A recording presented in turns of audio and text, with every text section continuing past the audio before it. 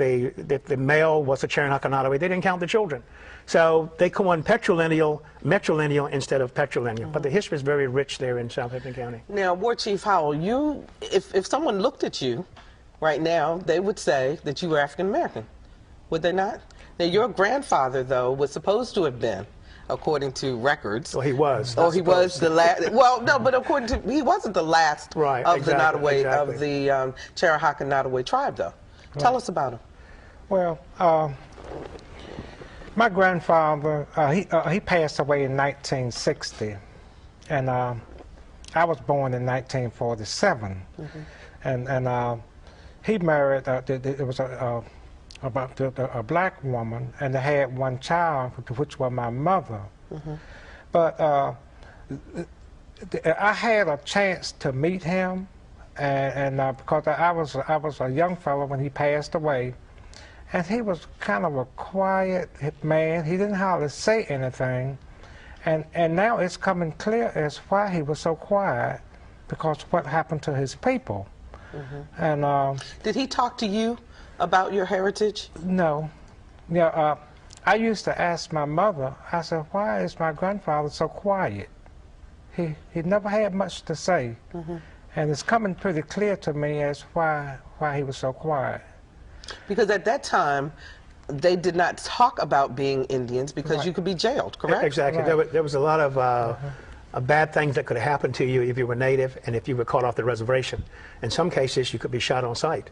Okay? But getting back to William Lamb, who Paramore and Floyd Painter, Paramore wrote the history of Southampton County, said was the last Cherokee Nottoway riding a bicycle in court. And again, we know that was not true, because William Lamb Howell, who was my war chief, is his grandson. But that's typical of what happened to first Americans in the Commonwealth. How things were done to actually change, not only to change one's race, but to change one's ethnicity, to take away their traditions, to take away their cultures, etc. And I'd like to go back to the 1808 Cherokee Nottoway Indian census, to my fifth foster great-grandmother, who was Queen Edith Turner.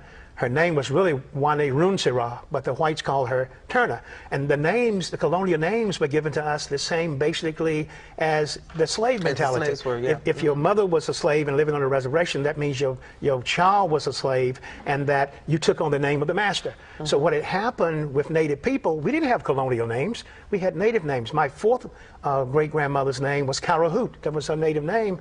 But when they did the census, they pinned her as being Mary Polly Whitson, who married Pearson Turner and became Mary Turner, and went over to Artistown in 1825, along with the Bozeman, the Browns, the Artists, the Boones, and the Whitsons, and just stayed there until the early 1990s. So if you look at the records, then you would think that there would be no Indians in Southampton County, of Cherokee Nottoway Indians, but we know that there are. So when did this shift change for people to start researching and accepting their native heritage? Well, I give you an example of my family. My grandfather had 18 kids, okay? And he always shared with us our native heritage. His wife was Ophelia Rogers. That was my father's mother. She was the daughter of Alex Rogers, that is listed on the 1808 Cherokee Nottoway Indian census, who was tried for murder in 1820 and found guilty of second-degree murder. Did 12 years of hard labor, got out, and went into Nansemond County, married, and went over to Hertford County. But at that time, native people could not testify for each other. I have the whole court case. It was really self-defense. Now, native people, my people, were classified as mulatto.